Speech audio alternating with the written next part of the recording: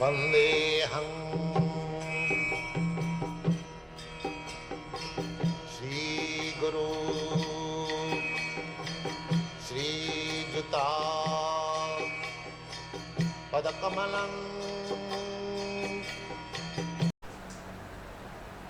हरे कृष्णा। तो आज के नित्यम भागवत सेव्या के इस सत्र में हम आपके साथ में नारद जी के पूर्व चरित्र का जो शेष भाग रह गया था उसे हम पूरा करेंगे।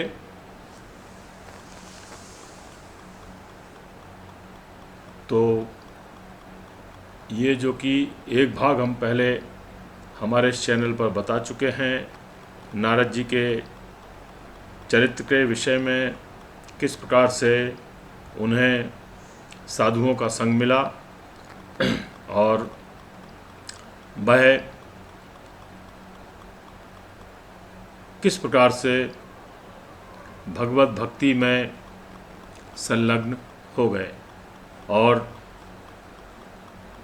चूँकि उनकी माँ का देहांत हो चुका था, इसलिए जो उनका मात्र कर्ज रह गया था, जैसा कि उनके गुरु देव ने उन्हें बताया था, वह भी उन्होंने अपनी लायबिलिटी पूर्ण करते हुए भक्ति में आगे बढ़ने लगे और उस गांव को उन्होंने छोड़ दिया। तत्पश्चात आगे की जो कथा है वह हम प्रारंभ करते हैं।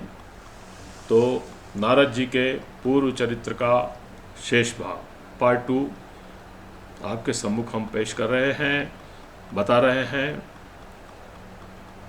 तो यहाँ जो बताया गया है वह इस कथा में जो वर्णन हो रहा है वह नारद जी स्वयं ही अपने बारे में वर्णन कर रहे हैं।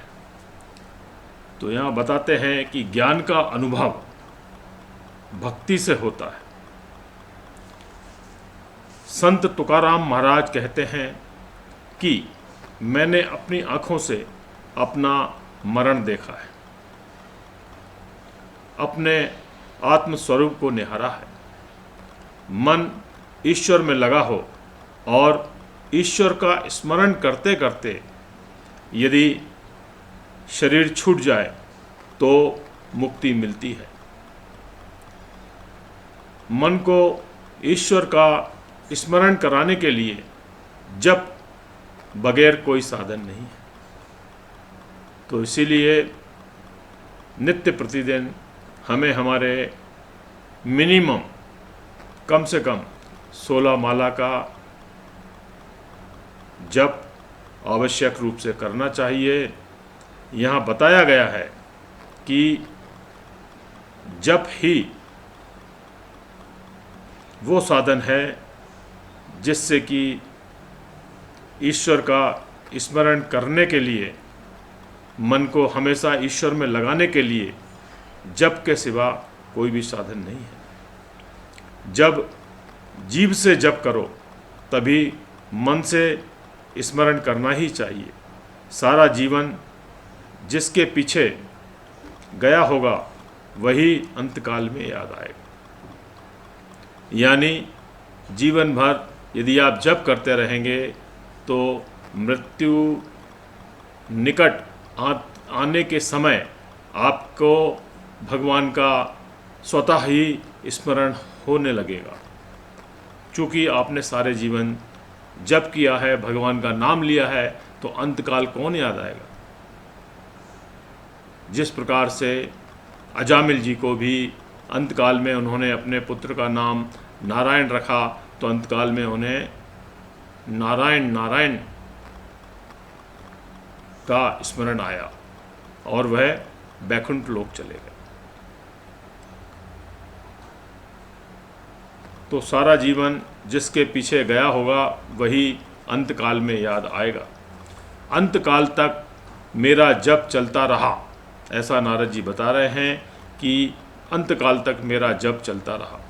जप की कभी भी पूर्ण आहुति नहीं होती है, जप कभी भी पूर्ण नहीं होता है, भजन कभी भी समाप्त नहीं होता है। शरीर की समाप्ति के साथ ही भजन की समाप्ति होती है। यानी जब आपका शरीर, ये नश्वर शरीर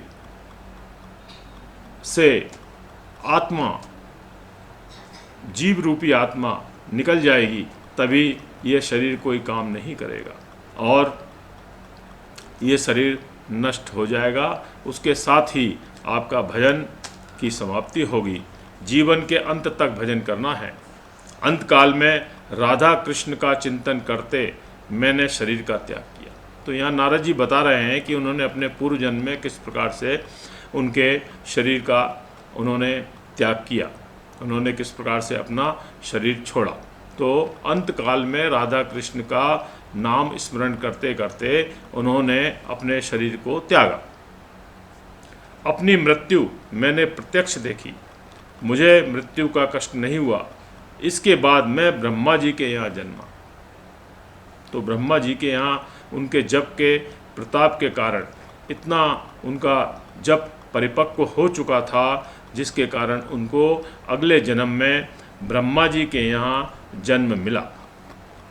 पूर्व जन्मों के कर्मों का फल मुझे इस जन्म में मिल गया। ऐसा देखिए नारद जी यहाँ बता रहे हैं कि किस प्रकार से जप करने से पूर्व जन्म के कर्मों का जो फल होता है वह उन्हें अगले जन्म में प्रारब्ध रूप में मिलता है।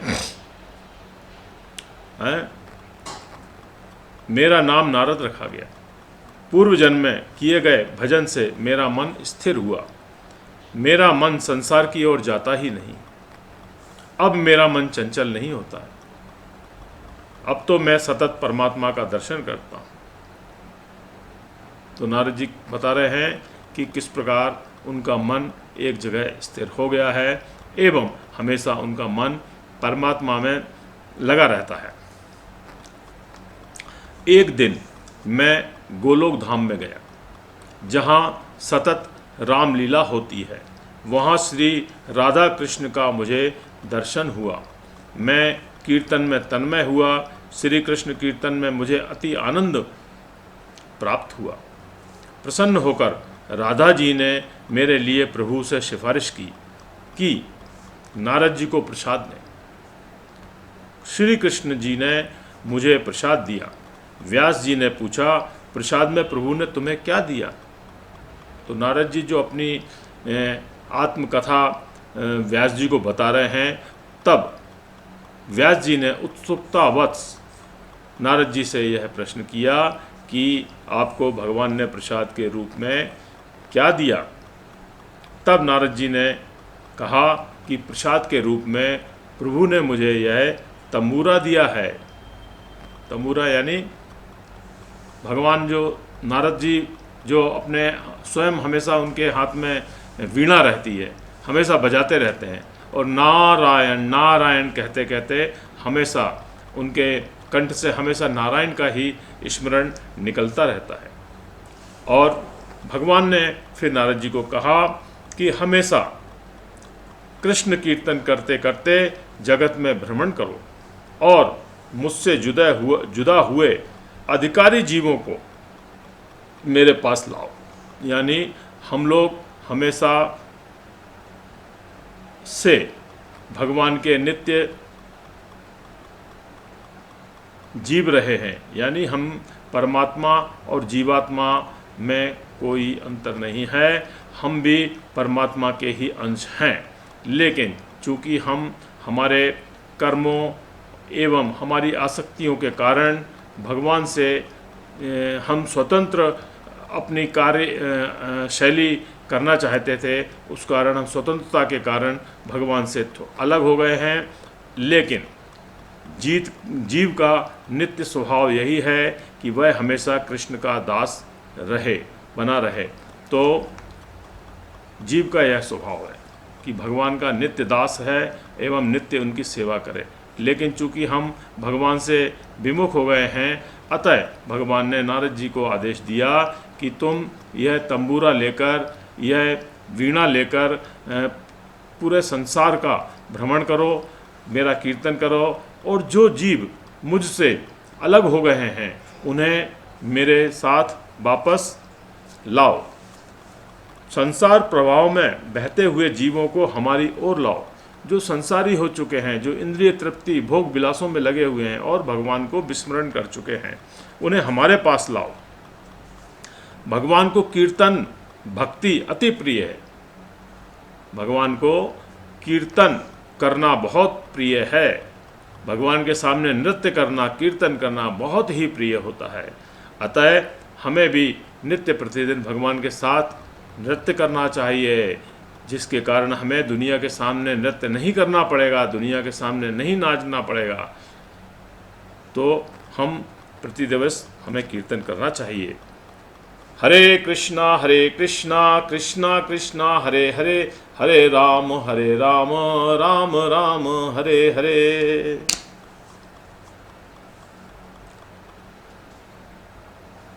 यह वीणा लिए मैं जगत का भ्रमण करता हूँ, नाद के साथ कीर्तन करता हूँ।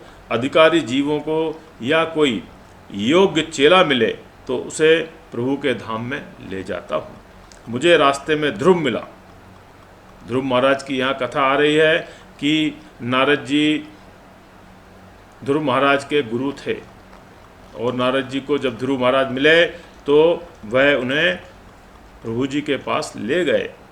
मुझे प्रहलाद महाराज मिले तो उनको मैं प्रभु के पास ले गया। ऐसे अधिकारी व्यक्ति को उन्होंने चुनना है कि किस व्यक्ति का भगवान में मन लगा हुआ है और वह इस संसार को छोड़ना चाहता है, भगवान में ही रमना चाहता है। तो ऐसे अधिकारी व्यक्तियों को चुन चुनकर वह प्रभु के पास ले गए। ऐसे जो भक्त मिले उन्हें मैं प्रभु के पास ले गया। जो कोई भक्त मिलते हैं उनको प्रभु के पास ले जाता हूँ। सत्संग में मैंने भागवत की कथा सुनी। पूर्व जन्म में जब सत्संग हो तब भागवत की कथा सुनी, श्री कृष्ण कथा सुनी, फिर मैंने कीर्तन किया और प्रेम लता को पुष्ट किया। अब तो जब मैं इच्छा करूं तभी कन्हैया मुझे झांकी दे देते हैं, दर्शन दे देते हैं। तो ऐसा नारद जी अपना भाव प्रकट कर रहे हैं। मेरे साथ कन्हैया हमेशा नाचते हैं। संत नामदेव महाराज जब कीर्तन करते थे उस समय विट्ठलनाथ भी उनके साथ नाचते थे। मैं अपने ठाकुर जी का काम करता हूँ, इसलिए उनको अति प्रिय लगता हूँ। कीर्तन में संसार का भान भूले तो आनंद आए। कीर्तन में तन्मय हुआ मनुष्य संसार को भूलता है।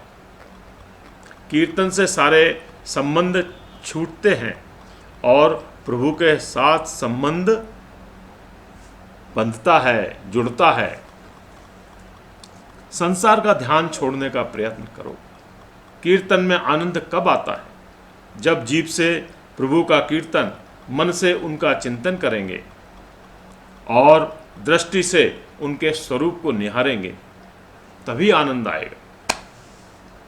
कलयुग में नाम कीर्तन करने से पाप जलते हैं, हृदय शुद्ध होता है, परमात्मा हृदय में समाता है, परमात्मा की प्राप्ति होती है। अतः कथा में कीर्तन होना ही चाहिए। कीर्तन बिना कथा परिपूर्ण नहीं है होती। कलयुग में स्वरूप सेवा जल्दी नहीं फलती, स्मरण सेवा अर्थात नाम सेवा तुरंत फलती है। तो संपूर्ण सेवा जो है, स्वरूप सेवा, यदि हम भगवान ठाकुर जी के स्वरूप की सेवा करते हैं, वह जल्दी हमें उसका फल प्राप्त नहीं होता है। बनस्पत की कीर्तन सेवा के, भगवान के नाम सेवा के, जितना हम भगवान के नाम का जप करेंगे उतना हमें भगवान की इस सेवा का हमें फलित होगी या हमें फल प्राप्त होगा। अतः कीर्तन होना ही चाहिए, है ना। और फिर वह बताते हैं कि हे व्यास देव जी, इस सब का मूल सत्संग है। सत्संग की यह बड़ी महिमा है। जो सत्संग करता है वही संत बनता है। गुड एसोसिएशन, जैसा कि हमारी परंपरा में, हमारी गौड़ीय वैष्णव परंपरा में भी यही चीज़ें हमारे पूर्वत आचार्य एवं प्रभुपाद जी, श्रीला प्रभुपाद जी हमें यही शिक्षाएं देते हैं कि जितना हो सके गुड एसोसिएशन होना चाहिए। अच्छे भक्तों का संग करेंगे तो हमारी भक्ति शुद्ध होगी। श्री कृष्ण कथा से मेरा जीवन सुधरा है। कृष्ण कथा सुनकर मुझे सच्चा जीवन मिला है। कथा सुनकर वैराग्य करो और स्वभाव को सुधारो। संयम बढ़ाकर ज़्यादा भजन करोगे तो सफलता जरूर मिलेगी। नारद जी व्यास जी से कहते हैं, आप मुझे जो मान देते हैं यह सत्संग का मान है। सत्संग से ही मैं मान के योग्य हुआ हूँ। भील बालकों के साथ आवारा घूमने वाला मैं सत्संग से ही देव ऋषि बना हूँ। देखिए, पूर्व जन्म में नारद जी क्या थे और उसके जब उनको दूसरा जन्म मिला तो उसमें वह देव ऋषि हो गए। हर समय जब वह इच्छा करें तब कन्हैया के उन्हें दर्शन हो जाते हैं, कन्हैया के साथ नाचते हैं, कन्हैया के साथ खेलते हैं, कन्हैया को कीर्तन सुनाते हैं।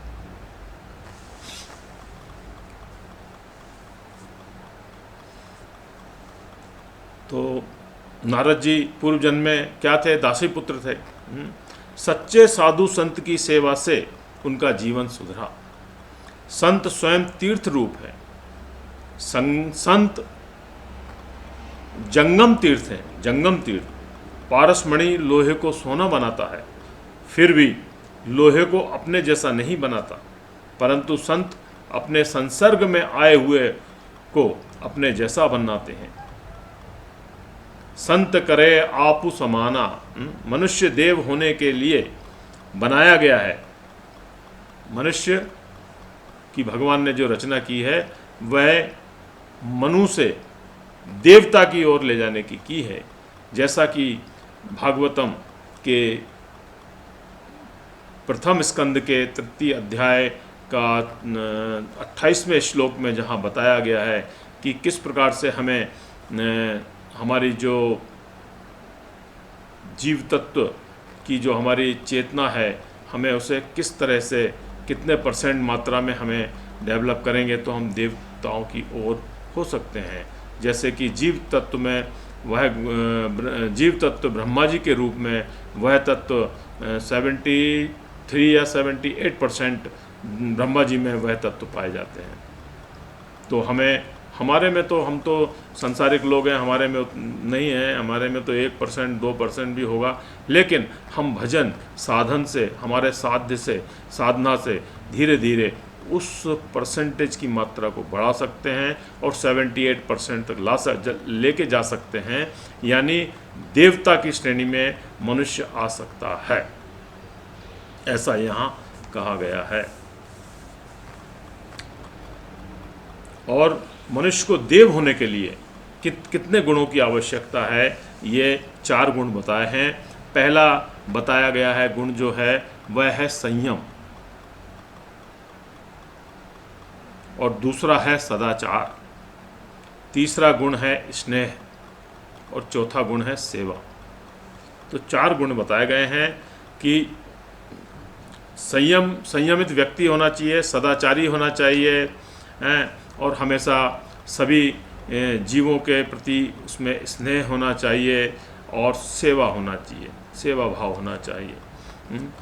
अभी देखिए ये कोरोना में हमारे इधर इंदौर बाईपास के पास इंदौर के कई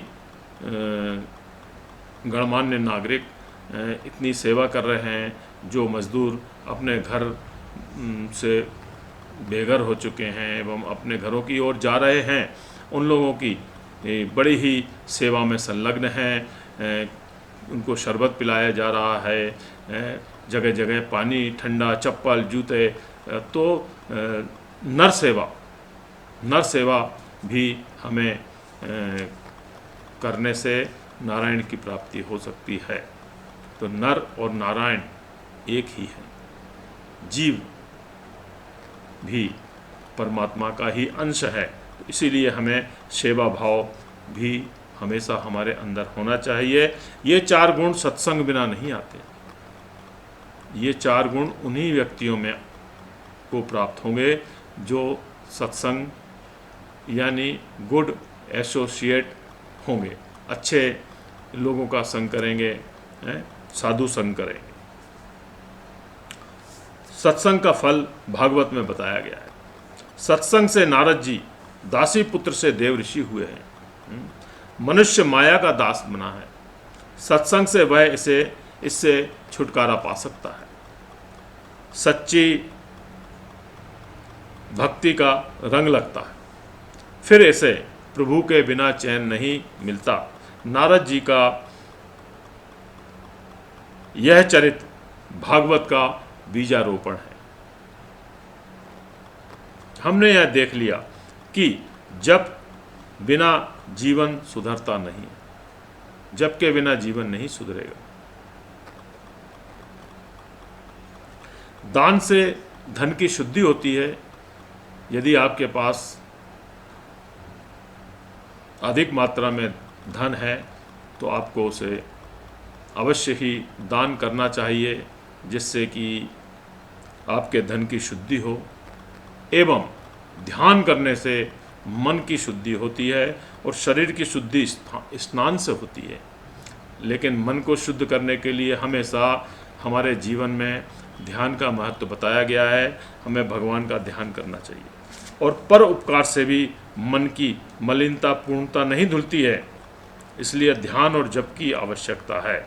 यदि आप परोपकार भी करेंगे यानी दान भी देंगे तो उससे भी मन की मलिनता नहीं मिटेगी। मन की मलिनता मिटाने के लिए ध्यान और जप की आवश्यकता है। जप करने वाले की स्थिति कैसी होनी चाहिए, ये भी यहाँ बता रहे हैं। ब्रह्म चैतन्य स्वामी ने कहा है कि सहज सुमिरन होत है रोम रोम से राम। जप की प्रशंसा करते हुए गीता में भगवान ने कहा है यज्ञा नाम जप यज्ञो अस्मि, यज्ञा नाम जप यज्ञोस्मि। गीता के 10वें अध्याय का 25वां श्लोक है।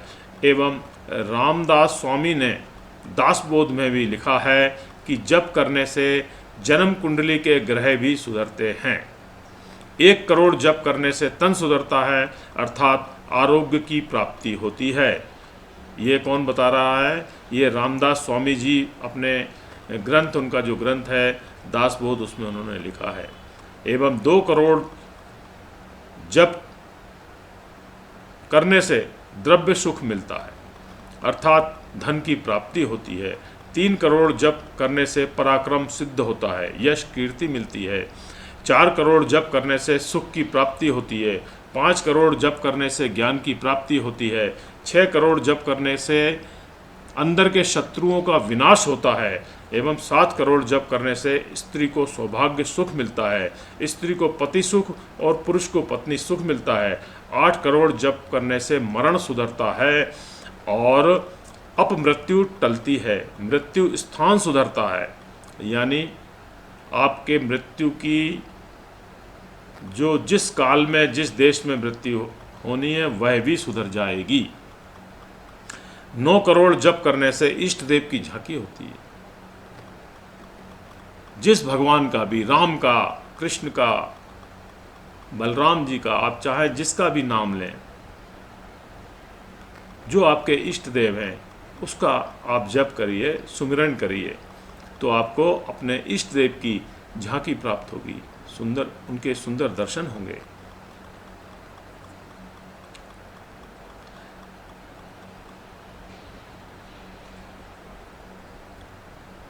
तो 10, 11, 12 करोड़ जप करने से संचित प्रारब्ध और क्रियामाण कर्म जल जाते हैं, इन कर्मों का नाश होता है। 13 करोड़ जप करने से भगवान का साक्षात दर्शन होता है। ठाकुर जी का दर्शन हो जाएगा। 13 करोड़ यदि जब कर लिया। तो नारद जी व्यास जी से कहते हैं कि अब आप ऐसी कथा करो जिससे सुनने वालों का पाप जले, उनका हृदय पिघले। हैं? आपने अब तक ज्ञान प्रदान कथा बहुत की है, परंतु अब प्रेम प्रदान कथा करें कि जिससे सबके हृदय में कृष्ण प्रेम प्रकट हो। कथा का तात्पर्य नारद जी ने बताया है। कथा सुनने से प्रभु के प्रति प्रेम जागे, और संसार के विषयों से वैराग्य जागे तो कथा सुनी कहलाएगी। यदि आपने कथा सुनी और संसार के प्रति आपका मन विचलित हो जाए कि ये संसार में क्या रखा है, यानी वैराग्य भाव प्रकट हो जाए और भगवान के प्रति प्रेम जागृत हो जाए, तब कथा सुनने का महत्व है। ऐसा नारद जी व्यास जी को बता रहे हैं। नारद जी ने व्यास जी को ऐसी आज्ञा दी कि कृष्ण प्रेम में लीन होकर कथा करेंगे तो आपका और सबका कल्याण होगा। व्यास जी ने कहा कि आप मुझे ऐसी कथा सुनाएं। नारद जी कहते हैं, आप ज्ञानी हैं, आप अपने स्वरूप को भूले तो नहीं हैं। आप समाधि में बैठिए और समाधि में जो दिखे वही लिखिए। बहिर्मुख इंद्रियों के अंतर्मुख करने से समाधि ईश्वर के समीप पहुंचती है। ईश्वर के साथ एक होना समाधि है। ईश्वर में लीन होना ही समाधि है। नारद जी जब तक ना मिले, नारायण का दर्शन होता नहीं है। संसार में आने के बाद यह जीव अपने स्वरूप को भूलता है। कोई संत कृपा करें तब जीव को अपने स्वरूप का भान कराते हैं। व्यास जी नारायण को भी, नारद की व्यास नारायण को भी, यानी उनको भी, जो व्यास जी हैं जिन्होंने इतने बड़े बड़े ग्रंथ लिखे हैं, उनको भी आखिरकार नारद जी की ही जरूरत पड़ी। इसके बाद नारद जी ब्रह्मलोक में सिधार गए। व्यास जी ने प्राणायाम की से दृष्टि अंतर्मुख की। वहाँ हृदय गुफा में बालकृष्ण के दर्शन हुए। व्यास जी को सब लीलाओं का दर्शन हुआ। व्यास जी को नारद जी ने स्वरूप का भान कराया। इसके परिणाम स्वरूप व्यास जी ने श्रीमद् भागवत की रचना की। भागवत में तत्व ज्ञान भी बहुत है, परंतु इसका प्रधान विषय तो प्रेम है। दूसरे पुराणों में ज्ञान, कर्म, आचार, धर्म आदि प्रधान है, परंतु भागवत पुराण में प्रेम प्रधान है, भक्ति प्रधान है। वाल्मीकि रामायण आचार धर्म प्रधान ग्रंथ है, जबकि तुलसी रामायण भक्ति प्रधान ग्रंथ है। तो वाल्मीकि जी को अपने जन्म में कथा करने से तृप्ति न हुई। भगवान की मंगलमय लीला कथा का भक्ति से प्रेम पूर्वक वर्णन करना बाकी रह गया, इसलिए उन्होंने कलयुग में तुलसीदास जी के रूप में जन्म लिया।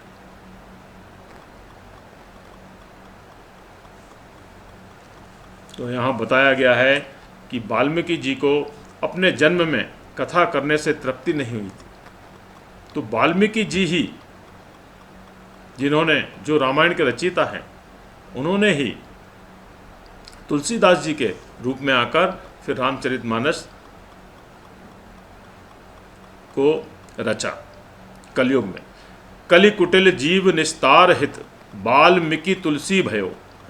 तो कहा गया है क्या? कलि कुटिल जीव निस्तार हित वाल्मीकि तुलसी भयो। वेद स्वीकृत भागवत का यह फल है। यह तो सबको विदित है कि वृक्ष की छाल तथा पत्तों में जो रस होता है, उससे वृक्ष के फल में विशेष रस होता है। जिस प्रकार से किसी वृक्ष के पत्तों में जो रस होता है, वही रस, उससे विशेष रस जो उसके फलों में होता है। तो उससे वृक्ष के फल में विशेष रस होता है। रसपूर्ण इस श्रीमद् भागवत रूपी फल का मोक्ष मिलने तक आप बार बार पान कीजिए। पिबतम भागवतम रसमालयम, भागवतम का प्रथम स्कंद प्रथम अध्याय का 3रा श्लोक है। पिबत भागवतम रसमालयम। जब तक जीव और ईश्वर का मिलन ना हो जाए तब तक इस प्रेम का पान करो। ईश्वर में जब तक तुम्हारा लय ना हो जाए तब तक इस प्रेम रस का पान करो। भागवत का आस्वादन किया करो, भागवत रस का पान करो। वेदांत अधिकारी के लिए है, सबके लिए सरल नहीं है। वेदांत त्याग की आज्ञा करता है। वेदांत कहता है सर्व का त्याग करके भगवान के पीछे पड़ो, जबकि संसारियों से कुछ छूटता ही नहीं। ऐसों के उद्धार के लिए कौन सा उपाय? हाँ, है उपाय। त्याग ना कर सको तो कोई हर्जा नहीं, परंतु अपना सर्वस्व ईश्वर को समर्पण कर दो। कृष्णा कॉन्शियसनेस में आ जाइए, कृष्ण भावनामृत को अपना लीजिए। जो कर्म करना है अपने पति पत्नी बच्चों के लिए नहीं करना है, सारा कर्म ईश्वर के लिए, भगवान कृष्ण के लिए करना है। भगवान को केंद्र में रखिए, तो यही कृष्ण भावनामृत है। और क्या है? यही भक्ति है।